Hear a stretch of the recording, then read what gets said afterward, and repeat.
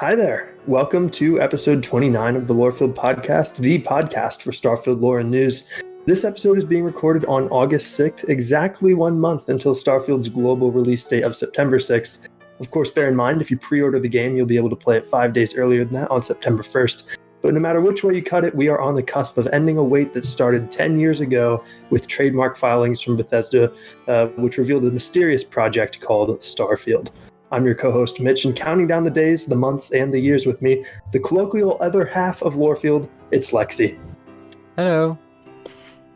Red Wolf and DeMarco Dude were unable to join us today, but we do have a third member. This very special guest is one of our longest-running and most active listeners. On any Lorefield podcast or Red Wolf Renegade podcast, you'll probably find his name in the comments. We are so happy to have him on the other side of the screen this time around. It's Jake. Hey, what's up?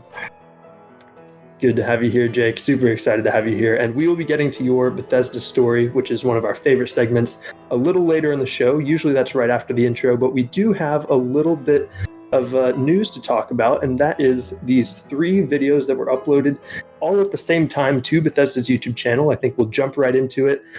Basically, we got a new video for each of the 3 cities, Aquila City, Neon, and New Atlantis, and they follow characters from each of those cities.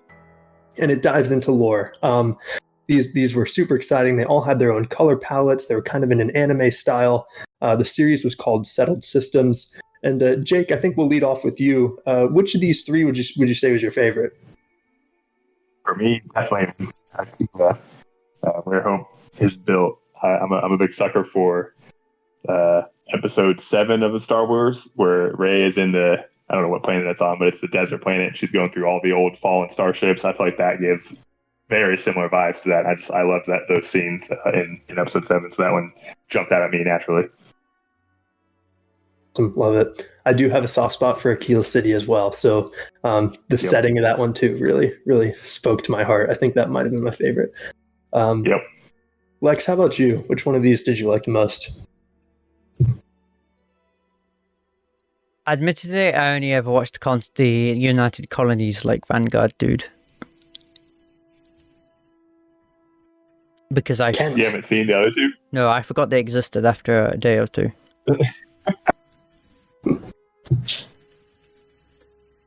I've watched them all like 12 times, so I can cover.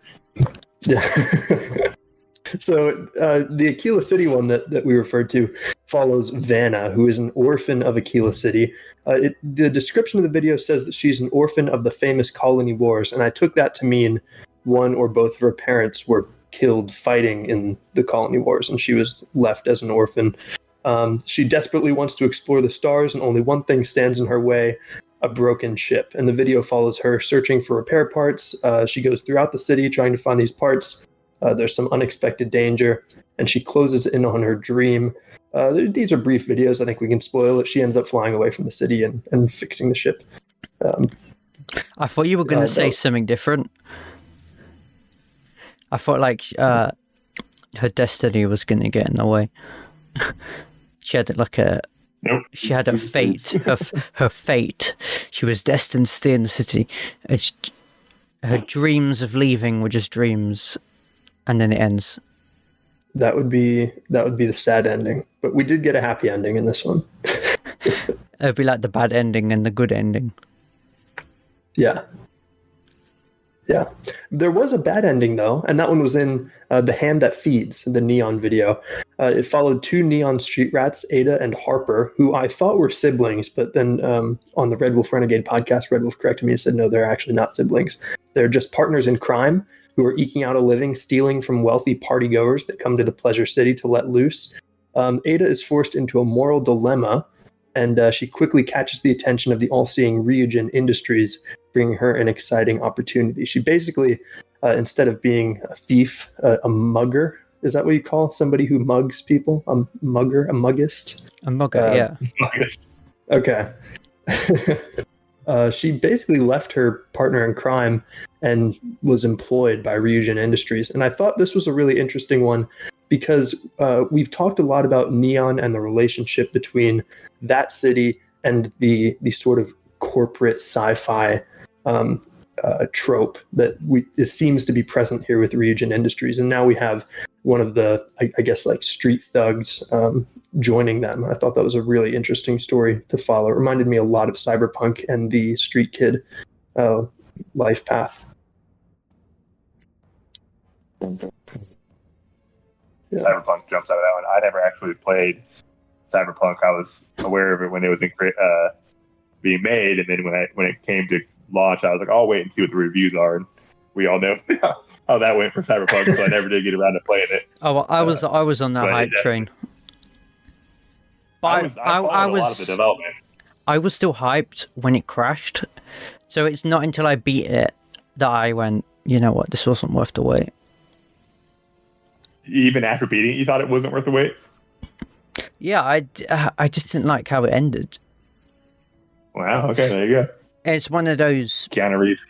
It's one of those endings where it's like, oh, game over, checkpoint. You can't beat the game. Yep. It's been almost... It's going to be 3 years this year. Is it okay to spoil Cyberpunk? Yeah, it'll be 3 years in a couple months. All right, well, Cyberpunk spoilers anyway. Because I haven't played it, and I may someday play it. So I'm gonna, for my sake, I'm gonna say don't spoil it. All right. All I'll say is, have you watched the DLC trailer for Phantom Liberty? Because that kind of spoils the ending. Well, it's not so much the ending; it's the basically you end up dying because of what the thing from Johnny. Yeah, you discover that quite early on. This is kind of like a new path, like maybe a good ending for once. I don't know, it sounds interesting because it's all about the chip and getting rid of it. There's a way, they've discovered a way to get rid of it. I don't know. I mean, I've been waiting for New Game Plus for like 3 years at this point, so I've given up. Oh, I feel like I've already sent us on a tangent. First thing, I sent us down as but I didn't get the nostalgia that some people got from Neon with is it Night City? That was called that game? Yeah. So for me, this one doesn't scream like, oh, I gotta get in that city and play it, although it does look cool. What stood out to me to this one is it gives me Thieves Guild vibes where they're going and you see all the jobs they're doing and they're slowly getting more and more money. I'm curious, what will they have made better from the Thieves Guild experience, which I always loved the Thieves Guild, but it was pretty tedious. How they improved the go steal and come back and make money. You know, what's the improvements they've had to that system, so to speak. I will be curious how they what they've, because when we first heard about Neon, we heard the Xenofresh Corporation, but then we heard Neon's ruled by Ryujin. So what's going on there? What's the relationship between the two? Are they owned by one another, like, or did one absorb the other, like corporate takeover? You are exactly right. I totally forgot about Xenofresh Corporation, but that is how it was introduced, wasn't it? Yeah. That it was Xenofresh Corporation that was doing all the fishing. They built the fishing platform. That's right. Maybe Ryujin was responsible for turning it into a city, putting in all the clubs and the bars and selling Aurora to people. So what's Xenofresh's purpose now? Maybe they're the ones that do the fishing and get the fish. Okay, yeah. Maybe Ryujin rules the actual city above, and Xenofresh rule the underbelly. So like the slum areas and the actual rig itself, where all the fishing equipment is. Yeah, that would make sense. We've heard so much about Ryujin that I'm glad you brought that up, Lex, because I'd totally forgotten about Xenofresh, who does all the fishing, or who built the platform. So interesting to see how that relationship turns out in the game. And then we have this third one for New Atlantis. In the city of New Atlantis, capital of the United Colonies, Kent, a courier pilot, aspires to live in the most desirable part of the settled systems. After joining the UC Vanguard and working his way up to the capital's elite, Kent quickly realizes the adventures waiting for him off-planet are what he truly longed for. And there's something interesting about Kent here. Obviously, these are all like anime cartoons. We didn't really know if we'd be able to meet these people in the game. It's pretty clear, in my opinion, that Kent was in the Starfield Direct. It's in the video. the Settled Systems video, Kent joins the UC Vanguard. He's a black man with certain distinctive facial hair, and you see somebody who matches that description standing in front of a sign that says Vanguard in the Starfield Direct. So pretty confident that was the song. What's that? Yep. Just that it was that it looked like that guy. I was like, that's got to be the same guy. It's his story. He's, you see his story play out in this, but when you see him in his little snippet in that video, that's just kind of him in the middle of his story. Yeah, totally. And I think it's fair to extrapolate that to say that we can probably meet all three in Neon. There were two protagonists, really, all four of these characters in the game. Well, we know there's going to be a bunch of companions and other factions, right? It's only in Constellation that they're romanceable.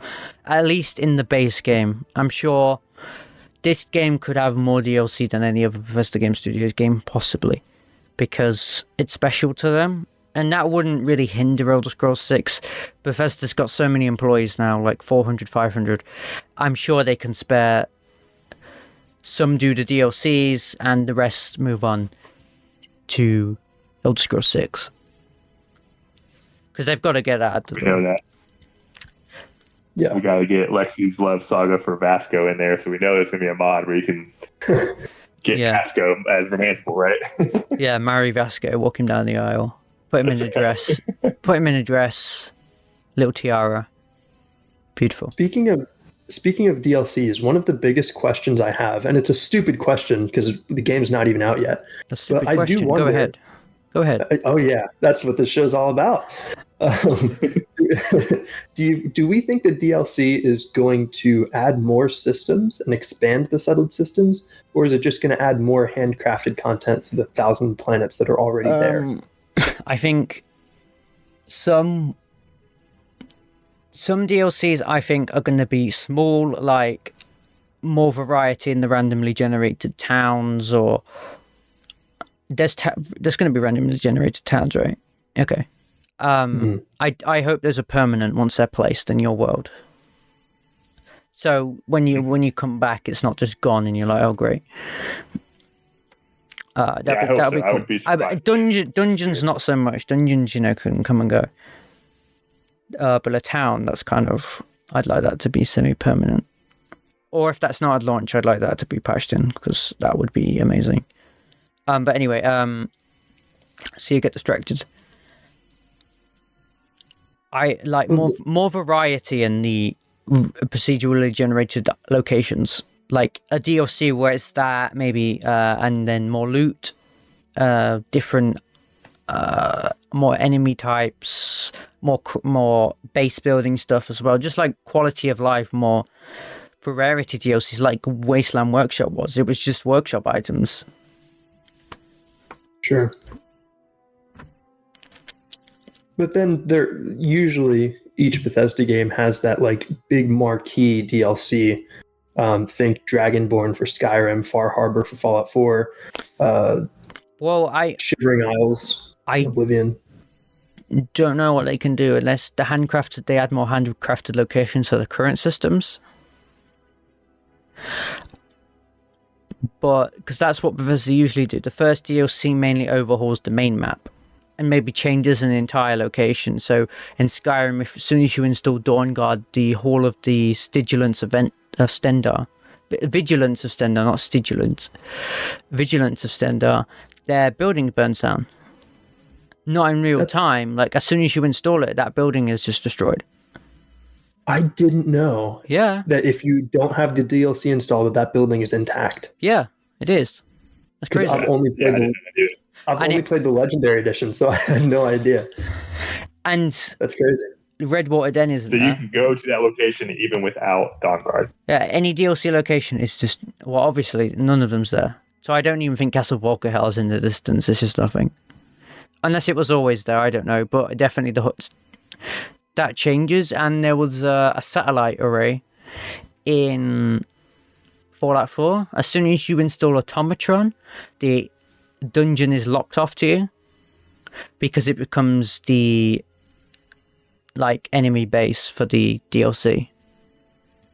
It's one of the script locations. So they literally overhaul, because I remember going inside that array before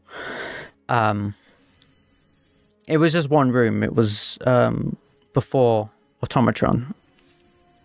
So I imagine they'll change some locations that they've hand placed or add more. And then you will get a big DLC, which is like new planets. Maybe we've charted more of the settled systems and we're investigating. Okay. Jake, I'll ask you, what would you rather see?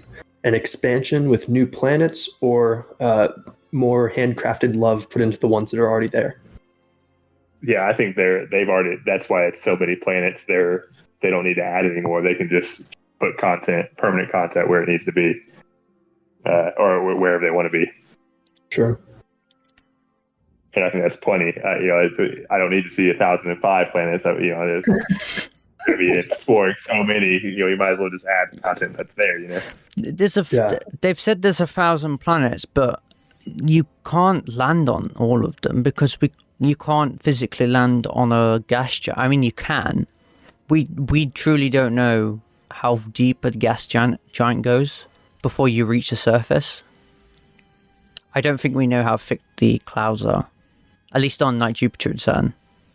I took that to mean it's 1,000 bodies we can land on, because included in that number is also moons, which aren't planets but are still things we can land on that almost definitely like are part of that number. Because it's the gas giants that are throwing me off. Because and they're like landing, or like Venus. Why can we land on Venus? Like Venus is like, you can only sit on Venus on the equator where it gets, I think, is it the equator where it's like half cold, half warm? Yeah, from like day to night. Yeah. I think that's the only way we can inhabit Venus. I have been curious to see. We've seen that there, cold and hot and oxygen and gravity and all that plays into the game with some of the snippets that we've seen, but we haven't seen, unless I'm wrong, some sort of fiery planet, volcano-y planet like Venus. And I'm curious if they are explorable if you have the right suit. Link's fire suit comes to mind in Zelda. You can put on something that makes you safe to be able to go there and explore those planets. It wouldn't. I'm thinking second channels for like stuff other than Starfield. By the way, we have a second channel. If you go and check our channel tab, you'll be able to see it. Nothing on it yet though.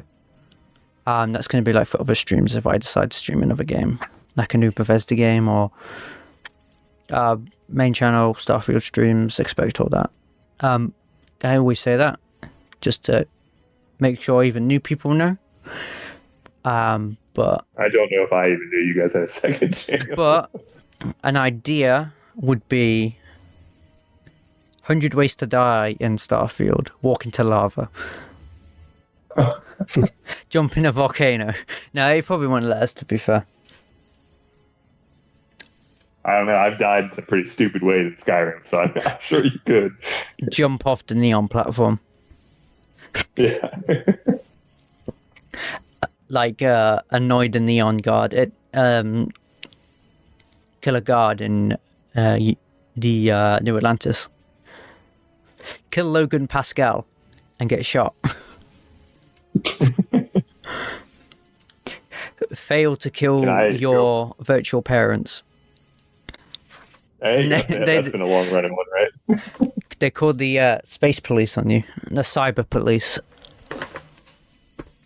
It's interesting. I mean, that's one thing that it kind of bothered me. And there's mods in Skyrim that you'll do a crime and like no one's around, but all of a sudden you're caught for it. And you're like, but no one was there to see that. Will they have that kind of fixed in Starfield? This is going to sound stupid, right? But I want like the system Daggerfall had, where you can go to court and you can plead guilty or not guilty depending on how you plead.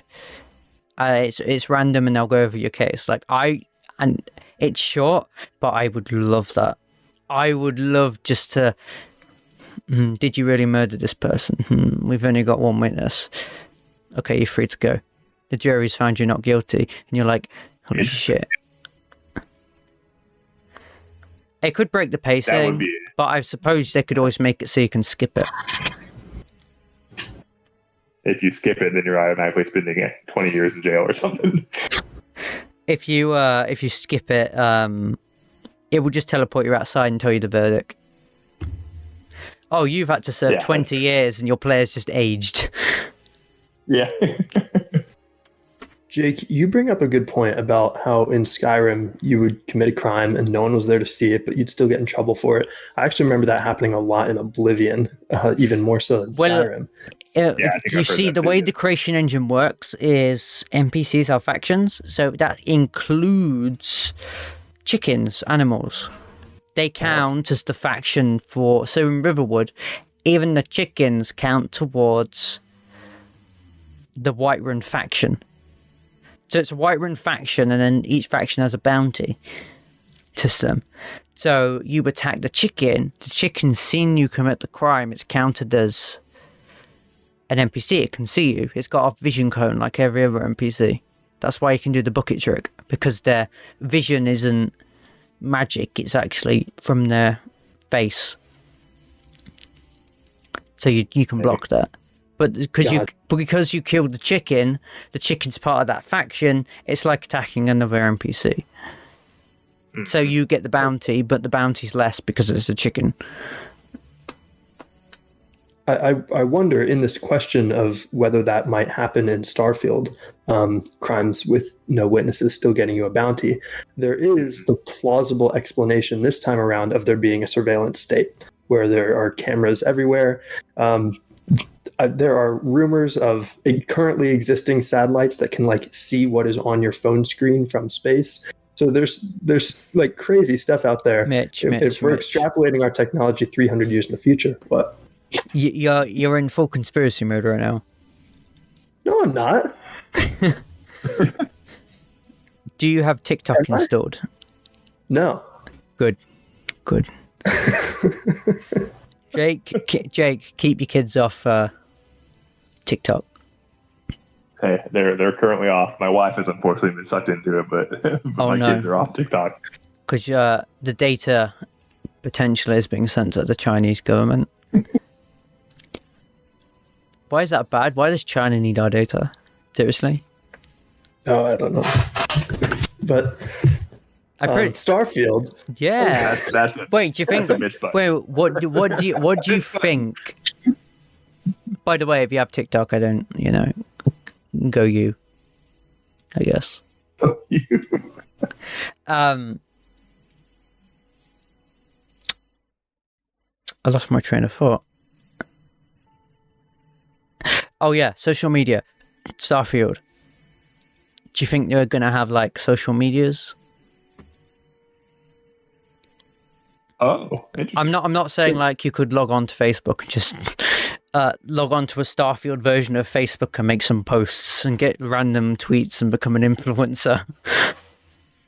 There was concept art of a teenage girl on a smartphone. Yeah.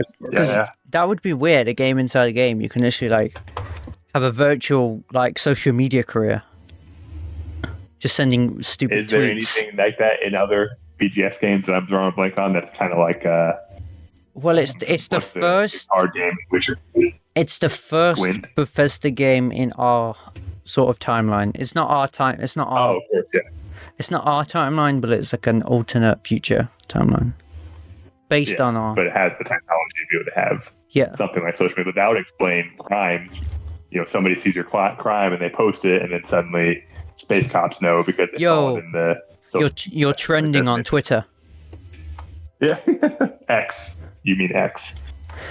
Oh, X. The X. I hope people stop using the X because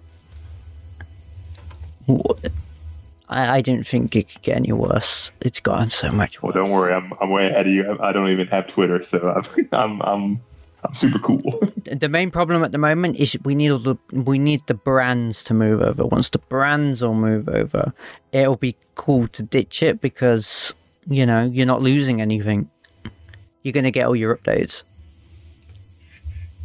Yeah, just get on Reddit, Lorefield subreddit. You're good to go. That's all you need. Yeah, talk about lore. Lots of lore. I need to talk about Aurora. Talk about Aurora with me. Or do we know any other Starfield drugs? We don't know any other drugs, but there is one topic that we touched on in a previous episode that I also wanted to talk about here, which is mechs. There was a shot. That's a trigger warning. It's a trigger warning with the word mechs.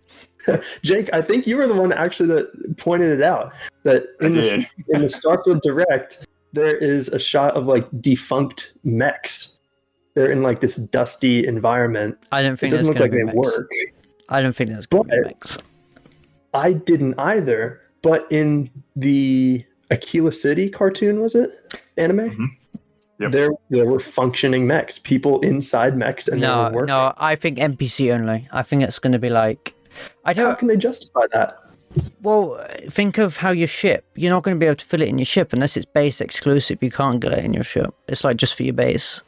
What if it can? This is going to sound ridiculous, but what if it can fold like a transformer and get in a more compact state when it's not operating? Yeah, but then who's going to pull it up the ramp? Vasco. Why would Vasco only has flimsy arms? Flimsy arms? Yeah, you wait, but you remember when you pointed out that he's good for carrying things? Yeah, because he can apply pressure from either side of the crate so he can lift it. Yeah, you can do that for the mech too, and then. Yeah, but a mech's like 10 times heavier. It's not like carrying a medic crate or something. I don't know. I think Vasco's pretty strong because he's also going to have to handle environments and planets where the gravity is a lot stronger than. Because he does have really flimsy hands, like fingers. I don't know. I mean, he's a robot, so he's got metal strength. Like his arms are small, but they're metal, and his hands are joints, and they're metal. I think he's going to be pretty capable and pretty durable. It looks like he has hydraulics too, operating those joints, which is like just ridiculous power. I'm pretty sure his upper body is just hydraulics. This is your lover you're talking about. I'm really surprised that you think Vasco's going to be weak. Don't you want to talk about Vasco's strong arms? Well, I mean... But I do think... It's good for a lot of it. I mean, we're talking a mech. A mech's going to be like £1,000, I don't know. It's true. I just hope we can't just like pop it in our inventory like power armor in Fallout 76. It's like, how does that work? Oh my, it only weighs £10. No way power armor weighs £10 just to hold an entire suit of power armor in your inventory. I do think that mechs, for the record, it was Renegade, Red Wolf in his Renegade Realm podcast mentioned it, and nobody saw what he saw, and I didn't see it either. So I went back and found whatever he was talking about and posted that picture. And so that was kind of where that came from. But he was right. It is deactivated looking in the show, the direct, and certainly is in a Aquila video. I'm curious. I don't think they'll be in it because if you're going to have mechs in the game, you're going to certainly advertise that because that's cool. What I'm curious about is what's the lore reason that they don't exist anymore. Like, surely Bethesda has a reason why they're showing them off, and there's going to be a reason why you don't get them in present. Mech uprising. They became sentient. Oh, jeez. So I think there's going to be a reason that I'm curious to see what that reason is. Yeah. The only reason I can think of that would make any shred of sense, and it's not even much of a shred of sense, is that once the Colony War was over, there wasn't a need to produce more, and now all of the ones from the Colony War were destroyed or aren't working anymore and are abandoned. Or they just became obsolete. Obsolete as in like old tech? Well, I mean, you'd use them for carrying things, right? But I don't know. I mean, you've got stuff like Vasco. They can pick up crates. Why would you need a mech? Get a robot to do it for you. We've seen cousins of Vasco. I say cousins. We saw a blue one in New Atlantis. Yeah, he's like cutting a promo as the dude's walking past him. He's like, "This is the site that is memory of the war," or something like that. It's like, I'm assuming he's a tour guide. Yeah. They do look very different. I don't know if he's a different chassis type or because he's got different equipment on them. I can't wait to see the customized options for Vasco. Didn't they say at some point that you can change his arms and his extremities and stuff? It was heavily. It was very heavily implied. Okay. I thought we would have seen it by now. Yeah, I got my head ripped off on Reddit because I thought that Todd Howard had said that you can wear the patches and the skill system on your suit, and so I posted that really excited because I'm a nerd, and they were like, you're an idiot. That's not what he said, and I was like, man, I thought that's what he said. It is what he said. Heavily implied is not the same. I mean, confirmed. That's my bad.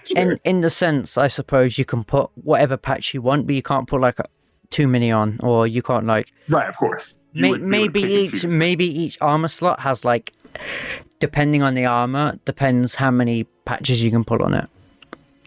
I think the patches look very wearable and very cool. So to me, it's no doubt what he confirmed, and I'm still standing by what it said. I'm petty enough. I might go back and update my post with an image of my shoulder covered in patches.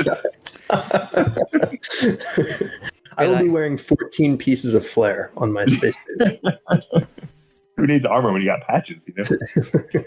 I miss the old videos where people wouldn't stop talking about the 10th planet. Oh, it's going to be like the 10th planet, 10th planet, 10th planet.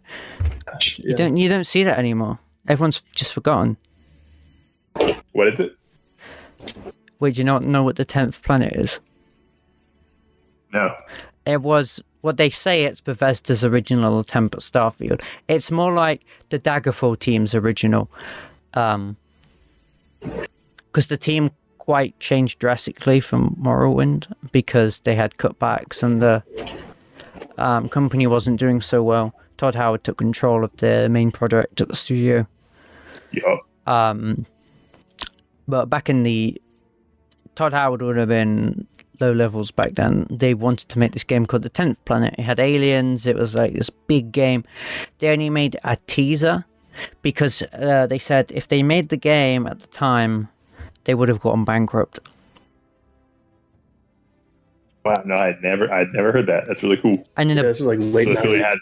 And then a book series came out. A book series came out called The 10th Planet.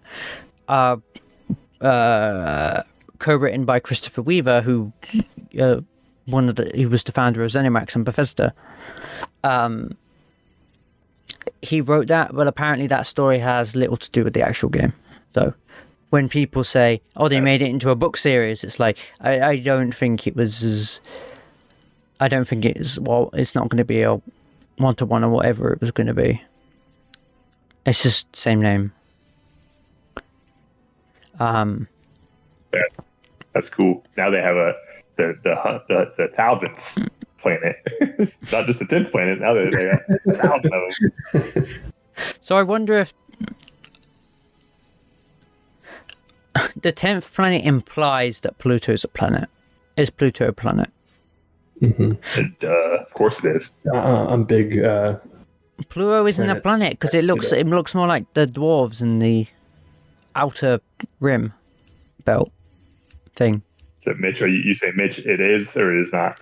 I'm in favor of Pluto being considered a planet. I mean, Pluto is in the star map for Sol, right?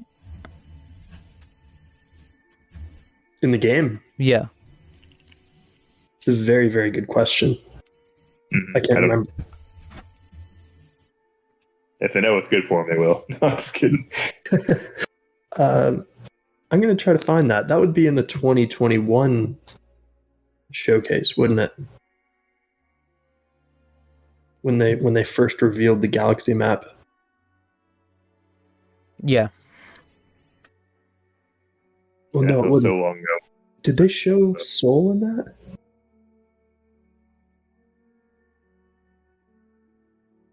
I'd like to go back and watch that with the new lens of information, from the new eyes that we have all this 45 minutes. Oh, wait. Watch that content. Did you say 2021? It would be 2022 or... You're right, I'm sorry. Or 23. Yeah. It's either 22 or 23. I was thinking of 22. It's probably 23. Because they actually show... 23? It might be 22 or 23, I don't know. Okay. Oh, that's going to take a long time to find. Just like skim through it. What I do is spam L and it will skip 10 seconds each time and you'll get through the video in no time. I could ramble on about something I thought about in the Aquila video while you look if you want. Oh, please do. Yeah, I thought it was pretty neat how they show the girl does something for the old man who gets, he's being threatened by some schmuck. She takes him out. He offers her money, and she declines the money because she's looking for the missing piece to fix her ship. I wonder if that's kind of a glimpse into their barter system, because Todd clearly says it's shipbuilding and base building is kind of late game stuff, and it's going to be really expensive, and it's assumed to be used later in the game. I wonder if there's a barter system in the game that you can decline money and say, I'll do it for that thing for the ship because it's lofty and expensive, and I would be better benefit if I could have that instead of whatever the other thing is. I thought that'd be pretty cool. Oh, that is interesting. So the animes, I'm using that word for lack of a better term. Some people get really defensive about what is an anime and what's not. I'm just calling them animes. I don't know if they actually are. It's a short. No, you're in a safe space. You can call it anime. But the possibility that they're hinting at gameplay mechanics in the things the characters are doing, and stuff like that. That's something I didn't even consider. So that's really interesting. That is something we haven't really seen, bartering. I think there were skills associated with bartering in the social tree. So I think we know it's there. Yeah, and it seems like a mainstay for a Bethesda game, so it would be fitting, I think. It would just be so cool, because then you have a chance to do something to better your ship without having the extreme financial cost of it, or maybe not extreme, but the financial burden of it. I think that'd be kind of cool. Yeah, well, haggling is in Oblivion. You can't negotiate prices in Skyrim or Fallout 4. They're naturally impacted by skills, charisma, and speech, but you can't take a proactive action in each transaction that you're making with a merchant to change the price you're paying or to change the price they're paying you. You can in Morrowind. Sorry, I was on mute. You can on Morrowind. You can haggle as well. But unlike Oblivion, you can just set the price to whatever you want and then just spam offer. And sometimes there's a very, very low chance they will accept that stupid offer. But otherwise, you can just turn the price a little bit down, then sometimes it will work. One of you has commonly said you like breaking the systems in the game. Yeah, I love breaking the systems. I'm very different. I like to stay within the confines of the game. Here's the rules they've given me, and I'm going to exist in this world by these rules. I'm worried that the game's going to have a form of anti-cheat. Now, Bethesda games have never had anti-cheat except 76, because that's online. Because I think once we heard Starfield would have to require an internet connection at some point. And I'm worried about DRM because I like to find the day one exploits and have hundreds of millions of credits or whatever. I mean, I'm on PC. I suppose I could just spawn them in, but if I'm on the Xbox save where I'm doing a stream, I can just do the exploit and be really rich and show off content. I don't want to, for a stream though, I don't want to abuse that save because that's my stream save and I don't want to break it. And I don't want to give a ridiculous representation of the game. I'm in early game and I've got all these ship upgrades. But my main save, I could just spawn in money, so I suppose it doesn't really matter. Then you lose achievements. How much do we care about achievements? By the way, we're going to go for the Platinum Trophy. I'm going to do it on PC. Not the Platinum Trophy. Mitch, you can't say that. I can't say Platinum Trophy about Starfield. What happened? You've insulted half our audience. Platinum trophies are only on PlayStation. Oh, jeez. Sadly, yes, Xbox doesn't have anything like that. Are we going for all the achievements, though? We haven't even seen the achievements list. I'm going to be trying to do them on the stream saves. And on PC, I'm going to do them legit by having... there's mods where you can enable console commands, because with console commands, if you use one, it disables achievements. But if you save, then reload, that isn't disabled anymore. So you could spawn in a bunch of money and then reload your save and you'd be fine.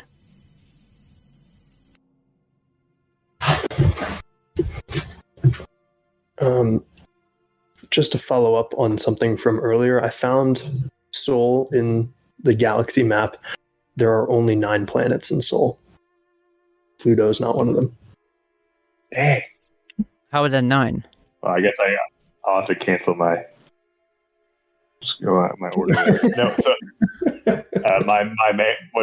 is it 9? Isn't that the 9th planet, Pluto? Pluto is the 10th planet. No, Pluto's the 9th planet. What are you talking about? 10th planet would be the alien planet. The 10th planet was literally a foreign like a concept of what if there was a hidden planet in our solar system. Because 8 would be no Pluto, 9 would be Pluto. Yeah. I'm an idiot. I was thinking we already had 9, and 10th would be Pluto. No, Pluto. Okay, so Pluto is in the game. Pluto was the 9th. And here I already canceled my order. So what am I supposed to do now? There are 9 planets in the game. Pluto is one of them. Oh boy, that was embarrassing. I'm going to visit Pluto, and it's going to be fantastic to see it. And I'll be like, look, it's a planet. You're going to run around the entire thing in 30 seconds. This is a call. This is a call to arms, and I'm going to do this when I stream it on day 1. Call to arms, everyone. Go to Pluto, take a picture, what view on Pluto in photo mode, and then tweet Pluto is a planet. And let's annoy people like Neil deGrasse Tyson. Of course, I'm kidding, but maybe I'll get there and I'll be like, "Oh, this really does look like a moon," and I'll just like totally accept the 8th planet. Of course, I'm joking. But I hope it becomes a meme that in Starfield, Pluto is a planet, and the scientists with all their fake science stuff cannot disprove it. It will always be a planet. It is. It's true. My daughter is 8, and she's been educated that it is not a planet. And yes, I have had arguments with her that it is in fact a planet. She's been educated that it's not a planet? Well, yeah, according to the curriculum that they use at her school, that it's not. It's only 8. Oh darn! It's so semantic. They don't even teach cursive writing. And it's crazy. Yeah. I don't know. It's so like semantic. It doesn't change, it doesn't change that Pluto's out there, that it's spinning around, whether we call it a planet or a dwarf planet. But very interesting. I think that we might have kind of exhausted the main talking points of those 3 animes. Any other thoughts on these before we move on? I am checking my notes because I have some scribbled notes here. The Vanguard in Jemison Video Super et Ultra seems like a very lucrative job, according to the video. The guy is able to make it all the way to the penthouse or whatever that expensive live in high life. I wonder if that's like a good glimpse into like, hey, if you want to be big into spaceship building and that's like your main focus for a particular role play, maybe a Vanguard is a good choice for shipbuilding because it's so lucrative. You can get through those expensive purchases and upgrades quicker. I like that. I also wonder if it speaks to some corruption in the United Colonies. Sorry, Lex.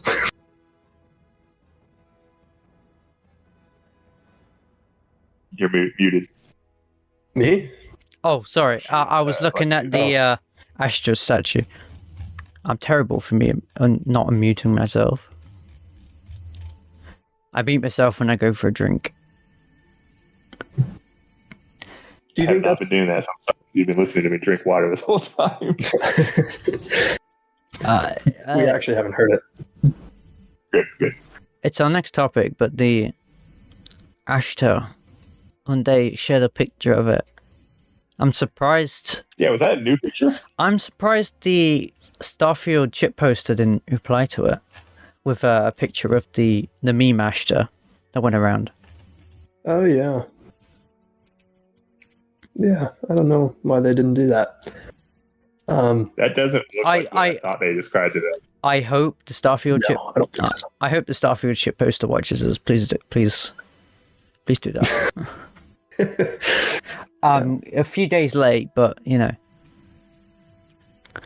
I thought it was going to be like a hind legs creature, like Velociraptor. Isn't that one of the words used to describe it, or am I making that up? No, you're right. Okay. I did want to close the loop on what you said, Jake, about the person who enlists in the Vanguard and then is in like the penthouse suites, kind of schmoozing it up with all the rich people in New Atlantis. Yeah. Isn't that kind of a little weird that this person just enlisted and is at these like really high end catered parties like right away? Oh, I think that's like he's old, he's aged. Like at that point, that's like the end of his story. Like we watched his story, and every time he's done a new bounty or whatever Vanguards do, he was getting more money, and that was him like progressing through life, and that was his like end of life phase, and he still longs for the battles, and so that's like. I think he looks old in that scene. Okay. I missed him aging. That would make a lot more sense. Yeah, he doesn't look old, but that's just where my brain went. I was like, oh, look, he's lived his life, and now he's rich and drinking whiskey because I love whiskey. So naturally, I'm like, yeah, that sounds good to me. Okay. But if your point is, if he's not old, how the heck did he get that much money that fast? Sure, right. Yeah. Vanguard, I mean, you joked, I think... You might have joked with Lexi that. Oh, sorry, I was on mute again. I'm terrible today. I'm terrible today. People are just going to see me talking to myself on the playback. Anyway, I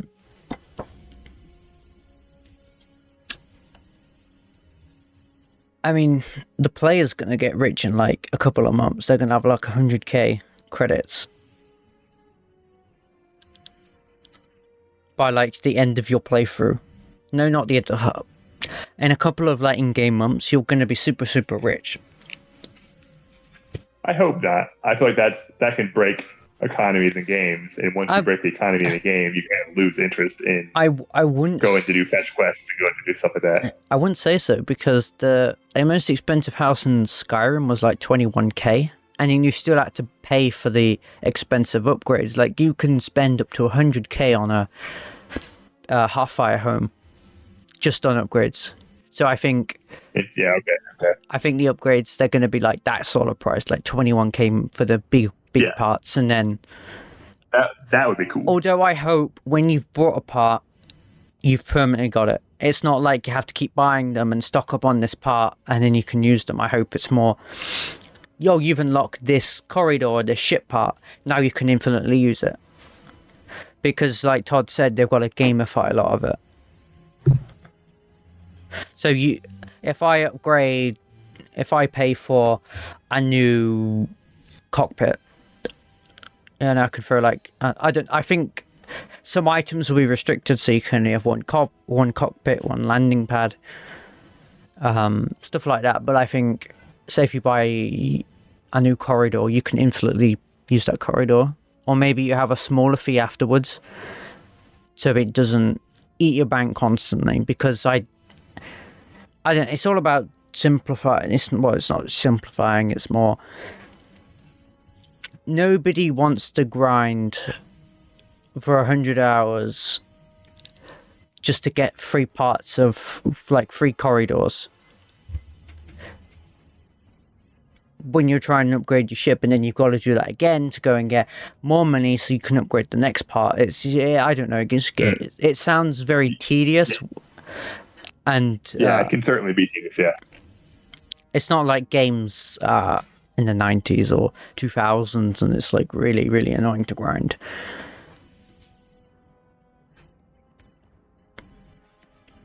The thing about Bethesda's economies is that you have to buy a weapon, you have to buy armor, maybe you have to buy like heals or food.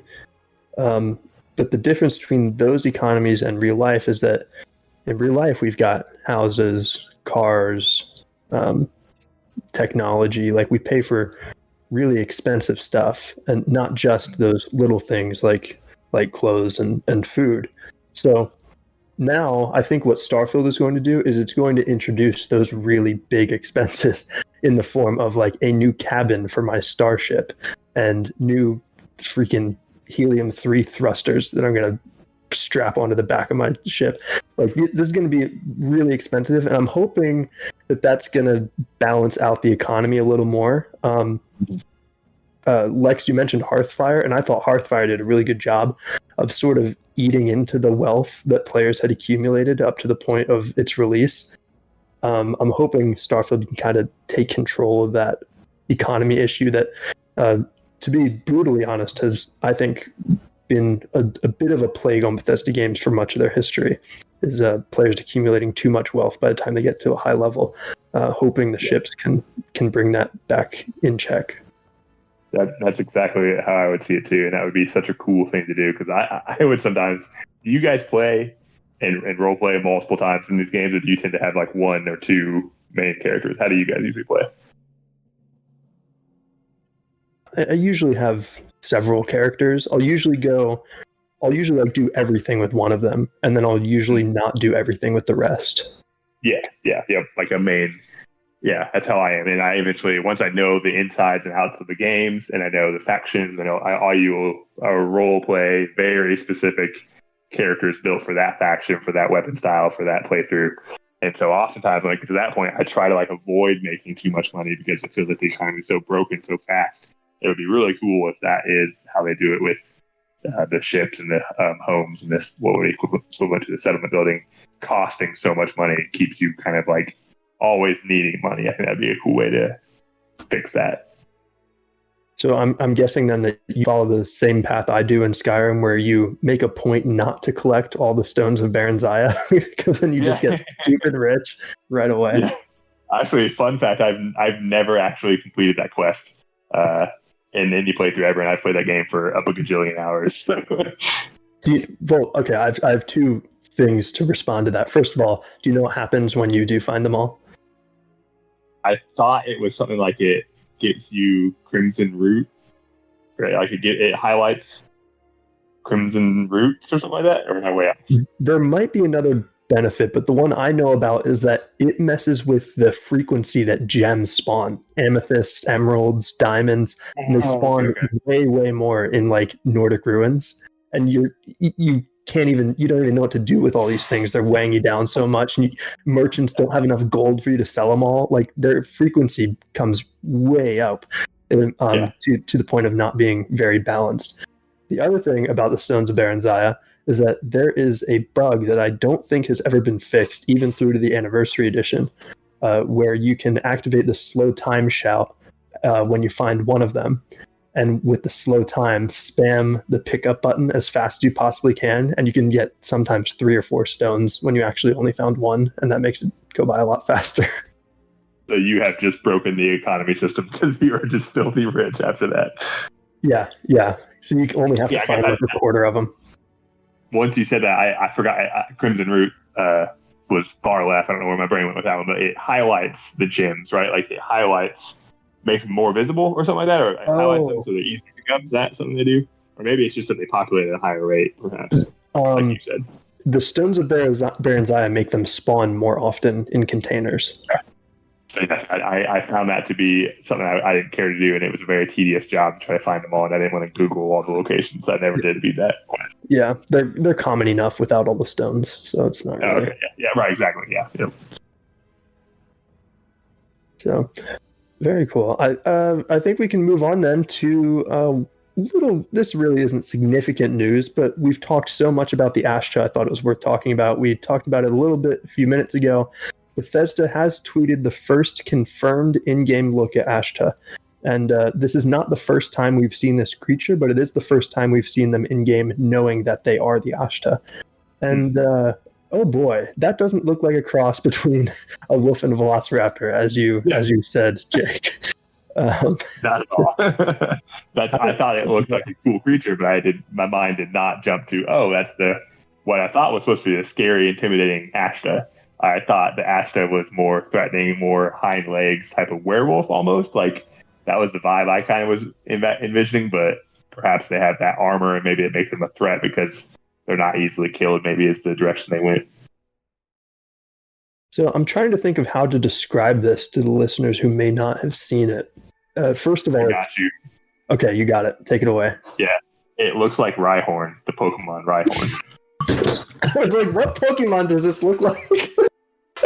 It looks like Rhyhorn, does it not? It does. It does. It looks just like what would be a realistic etched drawing of Rhyhorn or Rhydon with on its all fours. That's what I'm seeing. Oh, that's hilarious. Which is dope. I think Rhyhorn is one of my favorite Pokemon. So that's right. This is the way. Right. They've not. When you said Velociraptor, we know now that Velociraptors had fur, like hair, because they turned into birds. Well, all dinosaurs, they eventually evolved into birds. The ones that lived, I guess. But there's no feathers on this, so like if they just gone with the Jurassic Park, like, scales. Bethesda. Congrats, they look great. Well, before criticizing them for their zoological accuracy, remember that this is a different solar system. So the evolutionary timeline could be, it could be a completely different tree. Excuses. I'm just kidding. I'm just kidding. They look great. Yeah, they really do. They don't look bad at all. It's just not what I envisioned, which, that's what people talk about with the overhype and all that stuff. It's like, don't get yourself disappointed, but it's like it's so much the description of, I would never use Velociraptor to describe this animal. That's kind of the only thing that it's thrown me off guard. Well, first of all, it's on all fours, which is like a wolf, to be fair. Well, it looks like it walks like a wolf. But it's like scaly like a reptile. And I don't see its eyes either. Do you guys see its eyes? I think those black things are just markings. I don't think those are... I see. Maybe it has like 8 eyes, like 4 or 5 on each side or something. That'd be crazy. I hope not. That would be scary and weird. Hey, have you ever traveled and explored space? You don't know. That's a great point. Like, who am I to say? They wouldn't look like that. Well, maybe it is kind of Velociraptor with the behind the ears is that like neck thing. Maybe that like opens up and fans out in like attack mode or something. Like maybe that's not just armory looking scales now that I'm zooming in on it. That'd be cool. I don't know if you have it blown up enough, but there are like hairs or spines, like little spiky things where those big scales. I wonder if those are defensive or if those are just like whiskers. You got me really stuck on the eye thing. I don't see eyes on this thing. No, and I was going to suggest that maybe they primarily rely on their sense of smell, but I don't really see a nose. They do have pretty distinctive ears, so I'm sure they have good hearing. Like, if we're going to stick with the Pokemon references, it looks like a Nidoran or Nidorino style ears sticking outside. Yeah, so I can see that being like they don't see, but they can hear and they can roar and use the what bats use, I forget what bats use, but they can hear, and that's how they locate where their enemies are and stuff. So just imagine for a second, you're like sneaking through these grassy plains, and you're near a pack of Ashta. They're feeding or whatever on like a dead animal, so they don't really know you're there. Then you like whip out your gun because you see these Ashta and you're gonna kill them. As soon as you whip out your gun, they like turn their stupid heads at you. They're like, ah! Combat's engaged. They're pretty creepy. Speaking of creepy and terrifying, do you think, I guess I could say, I hope that they have horror elements in this game, naturally in this game. Because I feel like there's so many opportunities that they could have very scary moments in the game that could be really cool. Sorry, my 3-year-old's talking to me. A cameo. He's offering me a chip, and I don't think that'd be very good for the podcast listeners. So, so yeah, do you think there'll be some? Because, like as I said before we started, I'm wearing my "We Know" shirt from Skyrim and the Dark Brotherhood storyline. And I swear to you, it's one of the gave me goosebumps when I first got that letter, when I had no idea about the game. It was all brand new to me. And I did the thing to get the letter to start this quest line. And I opened it up and it's just a black hand and it says, "We know." And I literally looked over my shoulders because I was like, "Oh, it's so obvious and creepy. Like, who knows what?" Like, it's just that such a cool sensation to get in the game because you're so immersed into it, right? Like, do you know what? Stuff, I think they can I really didn't discover. play with that. I didn't discover because I never slept in Skyrim, right? So I didn't. The quest never started for me because I'd always just wait. And then I asked someone when I was on a trip or something. I went, "How did you join the Dark Brotherhood?" Because, stupid me not trying to Google it. They're like, "I think you have to sleep after you've got the letter." And I was like, "Oh, I'll sleep. Oh, nice. I don't sleep." Introduces a whole world to you. I think that's the only time I sleep. I found if you play Hearthfire and you sleep, sometimes just a bandit will appear and he'll be like robbing your home and you're like, "I want to go sleep, go away." Yeah, that was broken. I don't know if it was mods that broke it, but sometimes bad guys wouldn't be anywhere near me, but they would still have the red blip on my compass, so I wouldn't be able to do certain activities because I was in combat mode, but I wasn't. That always drove me nuts. I never knew if that was just a Bethesda bug or if that was a mod kind of like glitching it out or what. Who knows? I think this conversation, though, about you finding that letter and how cool of a moment that was is a great segue to, Jake, your Bethesda story. I apologize that we didn't lead the show off with this like we normally do, but we had those exciting videos to talk about and our first look at the Ashta. But now is the time where I will turn the floor over to you for as long as you need. It's been under 2 minutes. It's been like 30. Just to talk about your history with Bethesda Game Studios, the first game of theirs that you played, and what led you to eventually being excited for Starfield. Tell us about your path of destiny that led you to this podcast. Yeah, no kidding, right? It's so cool. Like, I'm. It's probably a good thing that I'm not on camera because I've just had like this goofy grin on my face this whole time. Like, I get to shout out Mitch Button and joke about Lexi's love for Vasco. It's been really cool. So I've just been like grinning this whole time. But that's awesome. Like I said before, I've answered this question in my head every time I've heard you ask it to your visitors, your guests and stuff. And so it's really cool to get to do it myself now. But I have. My love for Bethesda games started with Fallout 3, and that's kind of the mystery I was talking about with you before we hit record. Was I don't know how Fallout 3 came to be in my possession. I wasn't ever a RPG kid. I played wrestling games and skateboarding games like Tony Hawk and Skate 1, 2, and 3, and that was like I was just very exclusively those types of games, and that was it until I played Dragon Age 1 on through GameFly subscription service, and I thought, oh wow, this is like a really cool style of game. And I found out it's an RPG, and it was like all like very unfolding to me. Like I said before, I'm very late to things. I'm rarely the first to know anything cool. So like that was like, oh, RPGs are really cool. And then I stumbled across or somehow came across Fallout 3, booted it up, started playing it, and I just thought this is such a cool thing. And it was so mind-blowing to me to come out of the vault and just like, here's the whole world, like go be in the world and finding weapons around and sneaking around and coming across your first super mutant and like sneaking up and like using VATS to like blow the super mutant's head off with a shotgun because you could sneak up to it and do that. Like that was just so fun to me.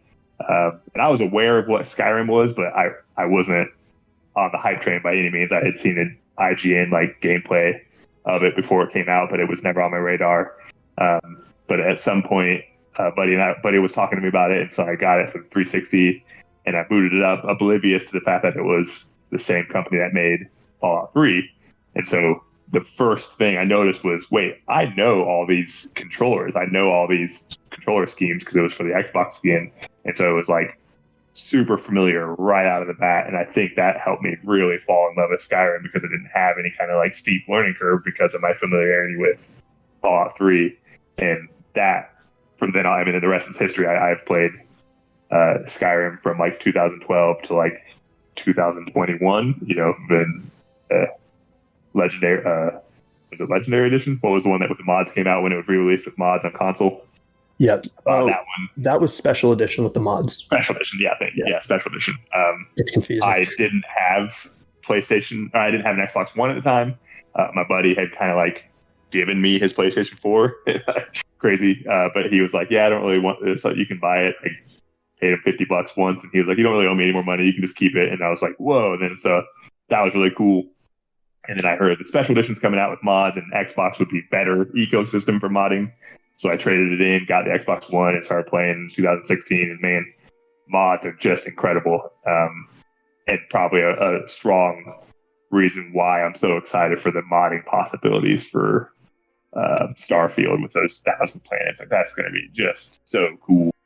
And so Skyrim, like I said before, I like to play one main character like you had said, but then once you kind of like know the game and you know things, I like to save certain aspects of the game for that playthrough or some of the interviews that Todd Howard has done and certain things he said, that my mind starts creating a whole nother role play character. And I'm just so excited to be able to do that with a new universe and a new first time experience. Like you did that first time experience with Fallout 3 and that first time experience with Skyrim. I know plenty of people have played Daggerfall and Arena and Oblivion and Morrowind and Fallout and all the other ones. New Vegas, I never played all those, but I feel like I never had to go back to appreciate what I was playing. I just knew these games are so uniquely different, and it's just been really cool to see the community that kind of blossoms because these games exist. Exactly like doing this podcast. Starfield's not even out, and here we're talking about it. And I've been listening to you guys talk about it for over a year, and it's been really cool to see those communities blossom. And that's my story as to why I'm undoubtedly excited for Starfield. I know Bethesda games. I know you can go and pick up that cup. You can go and use that mug. Everything around you is interactable. I don't know the word is. You can go grab that cup. Interactable. Super. There you go. Thank you. It's really cool to be able to do that, and I'm just excited to see how it all unfolds. And are there aliens in the game? Are there not aliens in the games? Like all the stuff that we just know, just tidbits of. It's just so fascinating to be able to play it for the first time. I can't wait to jump into that. That's so cool. You did a great job describing like just the wonder and the fascination that comes with playing these games for the first time with your experience with Fallout 3. I do have to urge you, I usually don't try to like pressure people to play certain games. If you've played Fallout 3 and you loved it and you haven't played Fallout New Vegas, you've got to change that. You've got to change that. Is that one available on Game Pass? Do you know? I believe it is. Lex, do you know?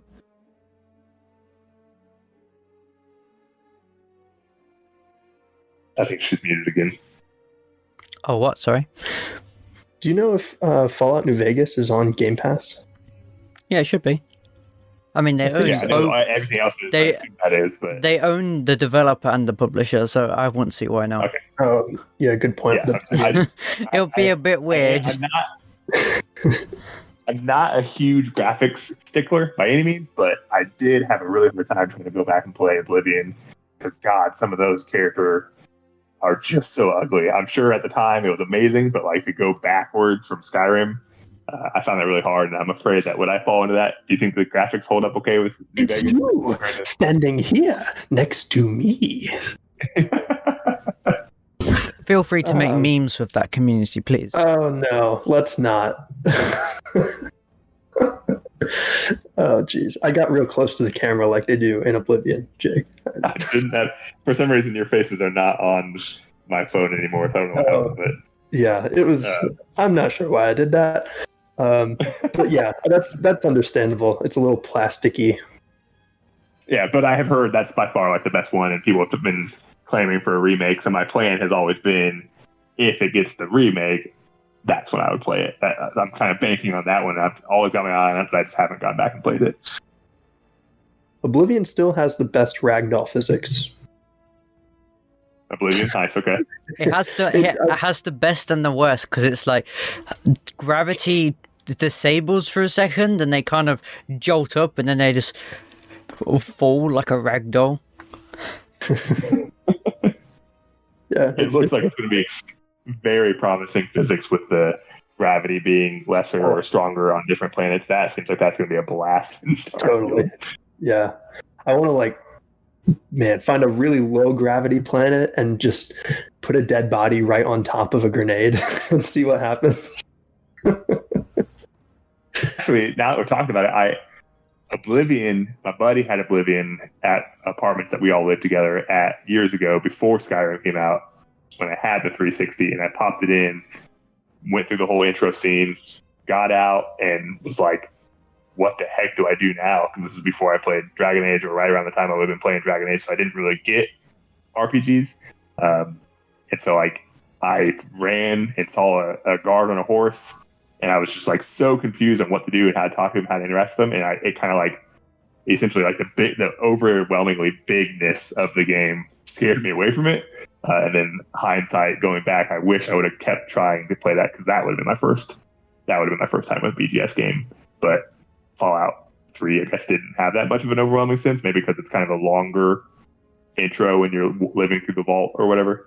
But yeah, that game seems very, very, very good as well. I just have a hard time with the graphics. Oh, that's awesome. I've just got a news update, apparently. IGN 5 hours ago. Microsoft has confirmed its plans for Gamescom, and Starfield will not be playable as if anyone expected it.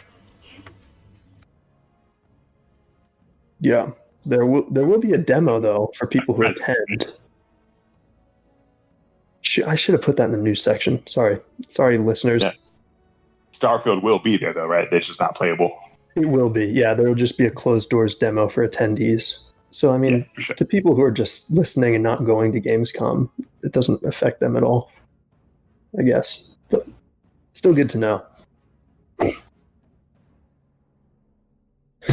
Before we go to the recommendations and the closing segments of the show, I wanted to go back to the lore of the game real quick, because there is something that's bugging me with Constellation, and I find myself not really... I think there's more to Constellation than meets the eye, and not in a good way.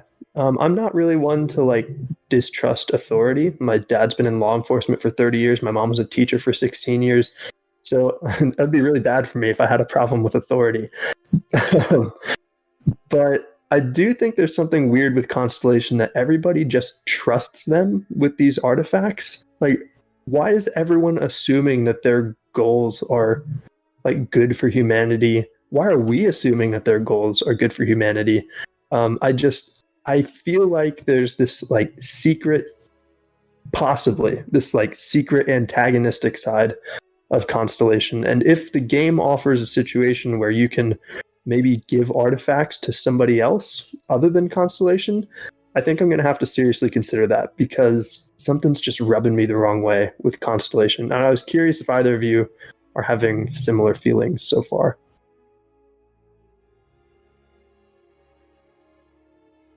I can see Mitch, but I can't see Lexi, so I'll just start talking. Sorry if I'm talking over you.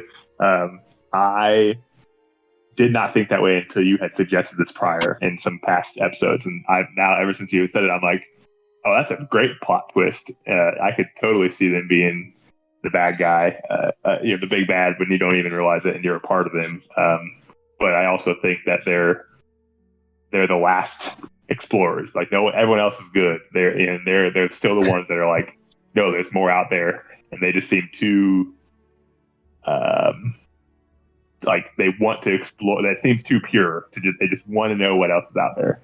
And so I think I still think they're going to end up being good guys throughout. But I have always thought, since you had suggested that initially, that I was like, man, that could definitely be a good plot twist. That whole last space explorers thing is what I'm hung up on, because this idea that only this organization is interested in exploring more, that is the most antithetical thing I've ever heard about humans. That is so unhuman that nobody's interested in exploring except for this group of like 8 people, and that we all just leave all the responsibility for that to them. We're humans. That's like what we do. We've been doing it for thousands of years. That's like all we care about is exploring in the long term. So I don't know. There's something there. I'm glad you brought that up, because I really do think that maybe there's like an enemy of Constellation, like a bad Constellation that's also trying to explore, but they just want control. Or maybe Constellation just wants control. I don't know. Lex, save us. What do you think? I don't know what to... I don't know what to... I think that... I don't know if the organization will be the villains, but I think someone in the organization will be a villain and will turn on us. They'll steal the artifacts or something. My money's on Walter. I bet it... Yeah, but what if you can romance that person? Like, does it bring up a whole dilemma of, like, do you get a unique conversation? Or are they one of the non-romanceable companion, like, people in Constellation? Maybe there's one that isn't romanceable. Though that might make it obvious. Maybe there's a few that you can't romance.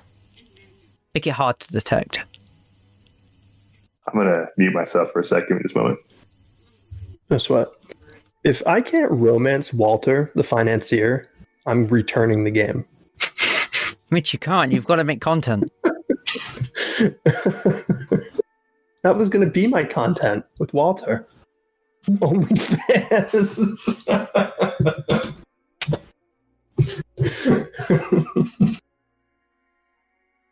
Oh, geez. We're off the rails. No, I totally agree with you. There'd be like a...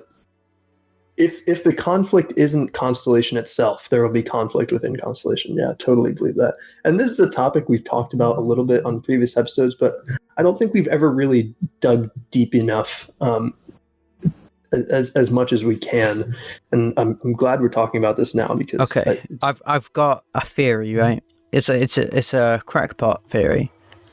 So I'm jumping off the deep end for this. Make sure I don't drown in it. What if the mole in Constellation, I'm calling them a mole, like just to the, like, they're not on our side really. Let's say they're possessed by some sort of deity or like alien, and there was an alien among us the whole time. This person that may or may not have been called Walter has been dead for like 10 years. Dun dun dun. Oh, so Walter's not actually Walter? Yeah. Oh. I mean, you could go either way. If they're a spy, then maybe Walter isn't their real name. It's an identity. Or if they've been possessed by some sort of entity, then I don't know. Walter probably died at some point. Walter's the rich white guy, right? Yeah, in the suit. Yeah, you're the one. If you want to convince me that Constellation's bad, it's the fact that it's ran by a rich white guy's money. I'll be convinced of that.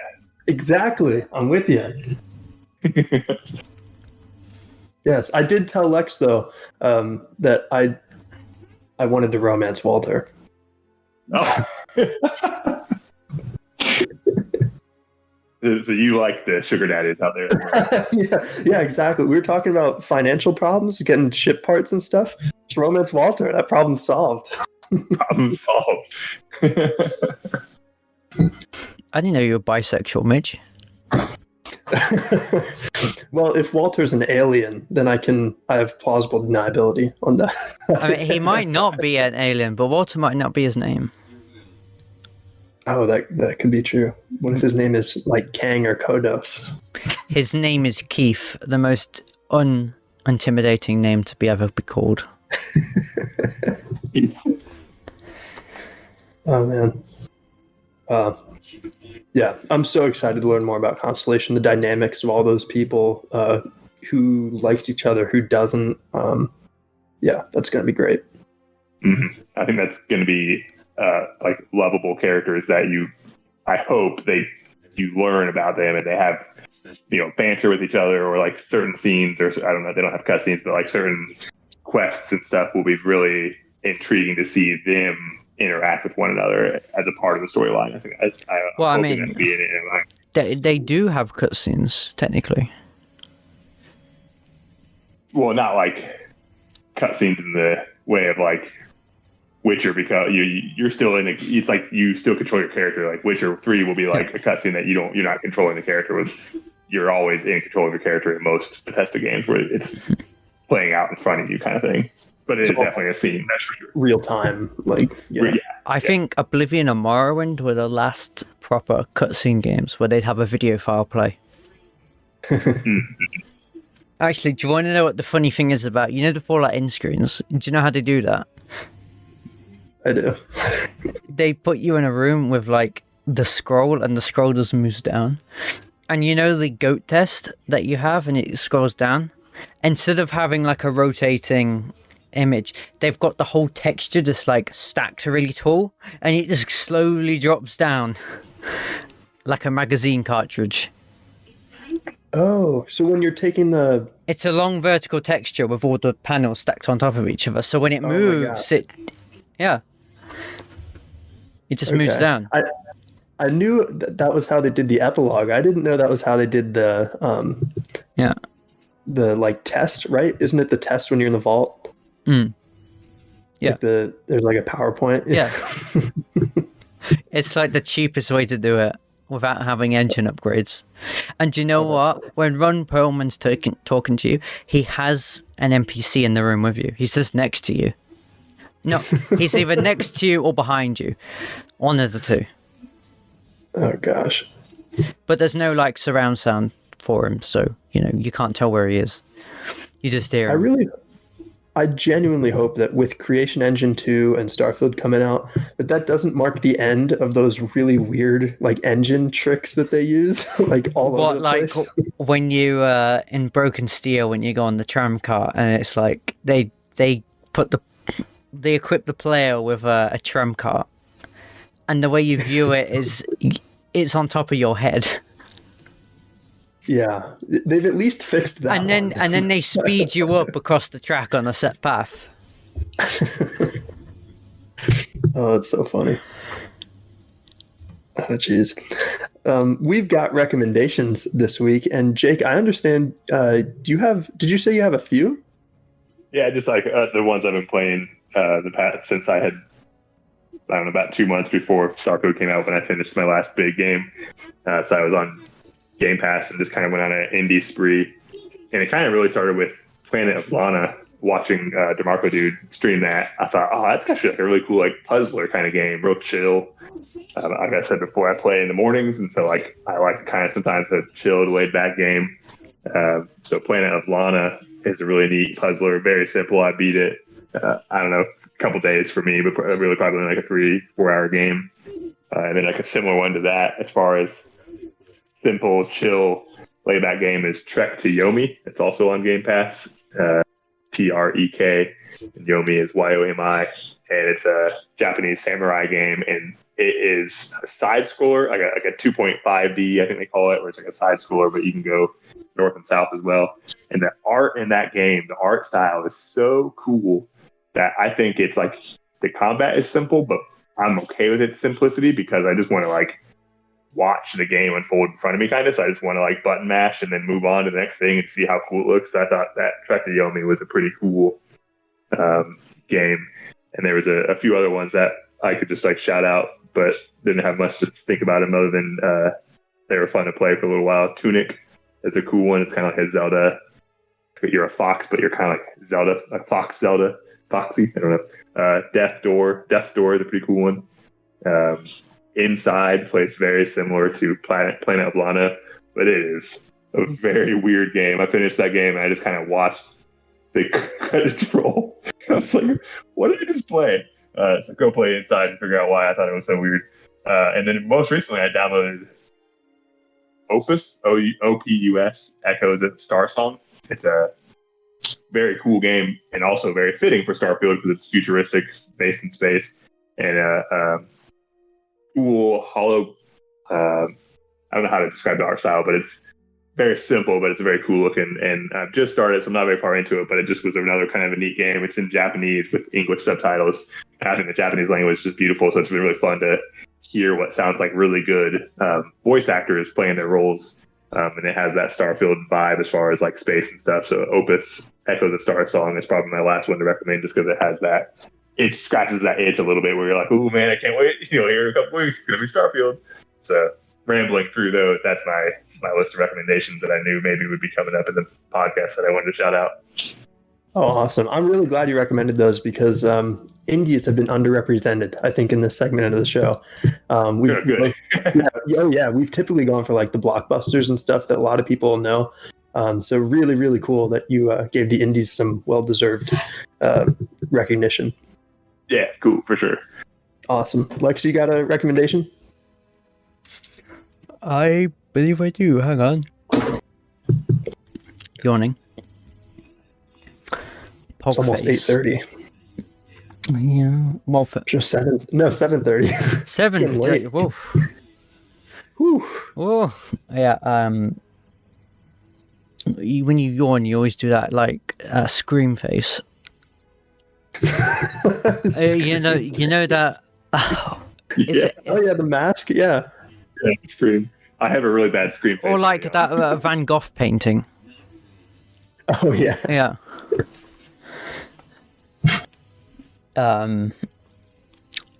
What will I recommend this month? I have one if you need time. Everyone should play Minecraft. Start building build your own starship in Minecraft. Or here's something better. Alright. Get Lego Worlds, I don't know if that's still active. And build a Starfield ship, because someone built one out of Lego, so I mean Lego World, you can go in the sandbox, I mean you could build your own starships. Or the starships from the trailer. I don't know. That'll keep you busy for a while. Yeah. Probably beyond release. Yeah. I mean, bring out your creativity, because you're gonna have to get creative with your ships anyway. You don't want to be normies, do you? Like the default ship. I'm gonna save the default ship for later and upgrade it in the end game, because I like the default ships. But you've got to be creative, especially with your bases as well. Minecraft or something like that. I don't know, Lego Worlds, I guess, if that's still even a thing. But mainly Minecraft. Build what you think you're going to be able to build in Starfield. Build a nice house. Like, plan what you're going to build. Are you going to build a street? Are you going to... I hope we can build roads, by the way, because planets won't naturally have roads, so that's a hope I have. So you can, like, pave roads in chunks. Or you can drop a road and it will, like, blend in with the ground or overload the ground. I don't know. I don't know what I'm saying, but... Anyway, it's going to be Minecraft or something like Lego Worlds. Cool. We've got both of you with recommendations that were kind of outside the box. We've got the indie games. We've got one that really accentuates like player creativity. Very, very cool. I think I've got one that's even more outside the box. I'm very interested in UFOs. Have been since I was a kid. Just watch the documentaries, read the books, that sort of thing. Just very fascinating topic. And this summer has been like Christmas morning if you're into UFOs. I believe it was on July 25th. That's off the top of my head. That was so disappointing. Disappointing. They don't even confirm aliens. They confirm other life forms. They confirm. So I've watched the whole thing like 3 times. It's about 2.5 hours. There was a congressional hearing with a whistleblower named David Grush, who alleged under oath, which means he will go to jail if he's lying, that the intelligence community and private aerospace companies have been hiding alien crafts, or not alien, non-human crafts and non-human bodies. Like they've been hiding them for decades. And he was just blowing the whistle on that. It was pretty crazy. There were also 2 pilots who witnessed these things make maneuvers that were like not possible with like our current material sciences. It's just a very incredible thing. Like I said, about 2.5 hours, so it's like the length of a movie.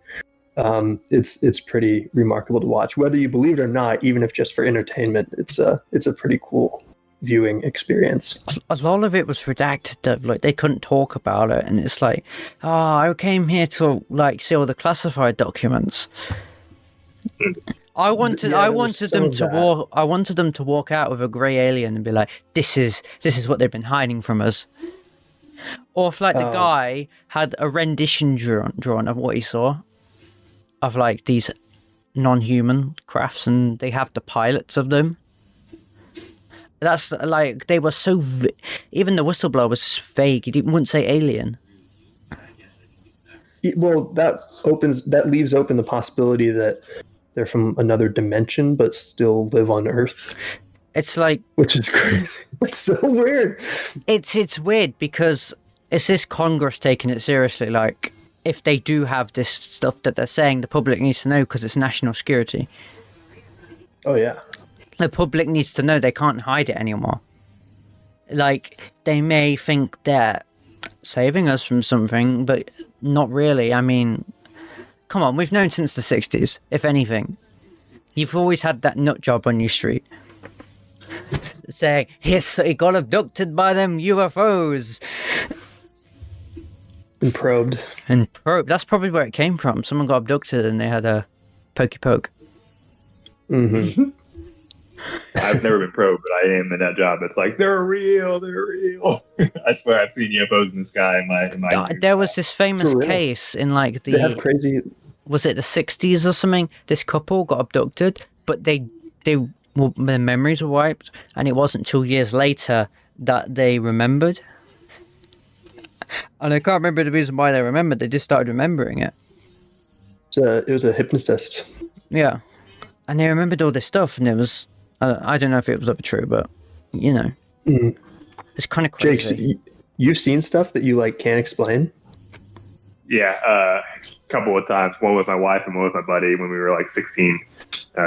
We were out skateboarding late at night when we shouldn't have been skateboarding, and we both happened to just look up into the sky, and it was like this one fixture, small and like far off in the distance, but it's very bright, vivid flashing of like yellows and reds and blues and very different colors, and then it just like took off towards the tree line and zipped straight down and out, and then it disappeared behind the tree line, not leaving our atmosphere like what I thought would maybe a shooting star would like kind of come into the atmosphere and leave the atmosphere. This thing just like kept going until we couldn't see it anymore, and we both saw it, screamed, and like ran like hell the other direction and hid behind a tree as if a tree would be what would protect us. But it was like that moment of like, see that? Like, yes, so but that was... It's so crazy. Does that mean the Men in Black are real as well?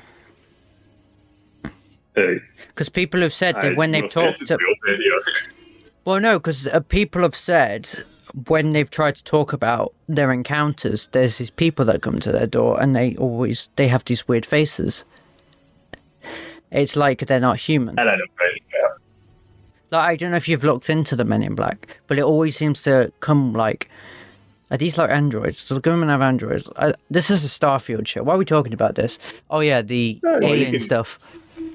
Yeah, there's a connection there. I did my part out because I don't want Men in Black to come into my door. So I have not seen UFOs. I don't know anything. I've never heard anything of it. I've never seen anything in real life. Only ever in my dreams. Nice. Although, here's a funny story. When I was at college or high school, I think it was college, my grandmother was on medication, and she told us, there's a UFO in the sky, there's a UFO in the sky. And she dragged us both, me and my mum, onto the balcony, and there was nothing there. No, it was her meds. And she swore there was this giant UFO in the sky, and they're like, if there's a UFO in the sky, the government would be on our front door. Yeah. It'd be like a scene out of Independence Day. Or Mars Attacks. I do feel like another one that my wife and I saw, it was kind of a foggy, overcast day. And by the way, in case anyone thinks I'm crazy, There was nothing there. It was just a medication. I mean, we do think you're crazy, but it's not because of that. But we saw it and we were like, what the heck is that weird thing? Didn't look recognizable. So we, like, in just a few minutes, it could get down the road and turn into a parking lot and get out and look. It was gone. And we couldn't, there seemed to be like no trace of it anywhere. So it was like I should say it was a very clear day, but this thing seemed to be foggy looking, but it was not a foggy day, is what I meant to say. That was a very simple version, but it seemed like that was something that we both were like, you saw that, right? Like, what? Where is it? Why can we not see it? Just a little bit of time it took to get to a parking lot to be able to look around. And so we've always, for fun, been like, that was definitely a UFO. Interesting. Damn. Your first one was wild. It was, yeah. Lives with me for the rest of my life, I think. It's so vivid in my mind. Wow. It's so vivid. How do you know you weren't abducted? That? I don't know. Yeah, I think you should go to a hypnotist. Preferably a professional that's not going to mug you. Okay. Well, I mean, that could, like, a con artist could do that, right? Well, actually, I think... Yeah, I'm such a sucker. I couldn't be trying to go to anywhere because I would fall for all of it. I believe the myth about hypnotists is they can't convince you to do something you're not comfortable with. No matter how good they are, it's all about your mental state. If you're going to trust them, then you're probably going to fall for what they're saying. But if you... It's more of your mindset. So they can't make you do something you wouldn't want to do. So they can't say you're going to commit all these crimes, and, like, obviously if you're not that kind of person, which I hope you are, you're not going to do that. I do hope, to tie it all back to Starfield, I am of the mindset and think it'd be really cool if there is intelligent race in the game in some capacity, in some way. I think it's space. It's a cool, fun thing to see and do, and so I think that'd be neat. Totally agree. I think that's a good note to end the show on. Before we do the outro and close things out, Jake, please plug any social medias, if you have a YouTube channel, anything where people can find you and follow you. I have none. I'm just a fan of, like, listening, guys. Also, you can follow me at Lorefield, at DeMarco Dude, at Renegade Realm. You can follow me at all those places. Oh, that's very kind of you. That's super cool. I'm so glad you could join us. Like I said, you've been a fixture in our comment section for over a year. So to finally hear your voice, have you on the show, it's been fantastic. I really appreciate it. Like, when you sent me that message on whatever the Starfield Minute or whatever it was, when you first sent it to me, I was like, oh my God, like, super excited, super nervous feeling. But yeah, I'm so glad you're going to help. And I hope what I do in my commenting and all that stuff does really help your algorithms and stuff. Because that's my goal, is to just help you guys get spread. I'm always up for the underdogs getting to get their pie in the sky or whatever. Get everything you want to be able to get. If I can help and be entertained along the way, then heck, win-win. Oh, awesome. It means a lot, man. Like Jake said, you can find us on Twitter at LoreFieldNet, where we share news, analysis, and finds about the game. You can also join us at the Lore subreddit, r/Lorefield. We just did a Starfield giveaway over there. We've been in contact with the winner, and they'll be getting the game soon. And I think they're also going to be on the podcast in a couple weeks, so stay tuned. Hey. Yeah, that subreddit has been popping off a little. We've seen a lot of activity, increase in users. It's been great to see. We're also on YouTube as Lorefield, where you can subscribe for all of our podcasts like this one, and some video content like Tales from the Settled Systems, Starfield Minute, which I think is being retired. Who knows? I don't know. We'll see. And of course, the Lorefield podcast. We also have a Discord. Join us and some wonderful members of the Starfield community for lore discussion and more. Thank you so much for listening, everyone. We will see you next time. Bye. Yep. Thanks so much. Bye.